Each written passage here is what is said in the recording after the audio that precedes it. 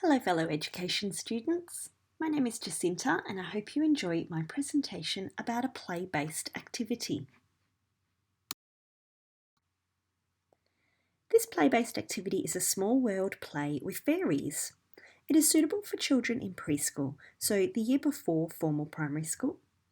The maths concept that this activity focuses on is measurement, more specifically size. It will focus on everyday informal measurement language such as big and small. The EYLF curriculum that this activity is matched to falls under Outcome 4, Children are Confident and Involved Learners, looking specifically at Component 4.2. Here, you might very briefly explain how the activity will be set up, but don't endlessly list materials, just give an overview. For this particular activity, you might like to read a fairy story, such as Lily and the Fairy House. While reading, the teacher could subtly use informal size language, such as big, small, and the same. For example, this fairy is so small, or which fairy is bigger?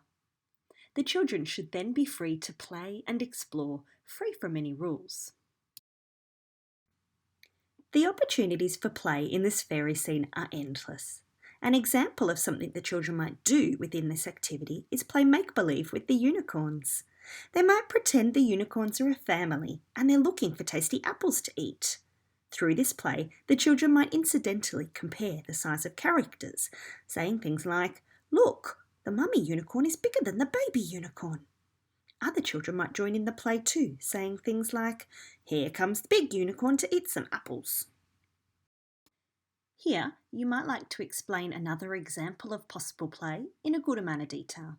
Focus on your specific maths concept.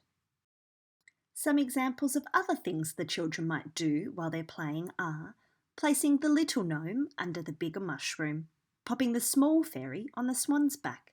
The children might engage in conversations with one another, asking, "Can you please pass me the big fairy house?" They might reenact the story of Lily and the fairies with big and little fairies. The children might work together to put all the small pebbles as a pathway. Some ways the educator might very gently scaffold the learning are by asking questions where the child is encouraged to explain their thinking, such as, "Why did you put those trees up the back and these at the front?" Or, "Who lives under the bridge? Why doesn't the horse live there?" The aim of these questions is to get the child to think mathematically and use size-related language, such as big, small, bigger, smaller, too big, and the right size. The educator can also join in the play with the children. The EYLF has a specific emphasis on play-based learning and states that play provides an important context for learning, where children are able to explore ideas, solve problems, make connections, and engage with others. The development of a positive sense of self is promoted because there are no right or wrong ways to do things. Lester and Russell support play activities where children are able to think creatively, use their imagination, and solve problems. In the fairy activity, the children had the freedom to create and explore at their own pace. There were no rules and the activity was open-ended. For example, they could use their imaginations to create little fairy scenarios. Here, you will give another justification. Remember to be specific with your links back to your activity. Within social constructivism are the ideas of Vygotsky. According to the Department of Education and Training, New South Wales, Vygotsky saw adults and other people as vital to the learning process. The MKO refers to anyone who has a better understanding or a higher ability level than the learner. The social nature of this fairy activity actually lends itself to children learning from other children. For example, a child may see another child placing the pebbles in size order and begin to realise the difference between big and small. The teacher can also act as an MKO where needed through questioning and scaffolding.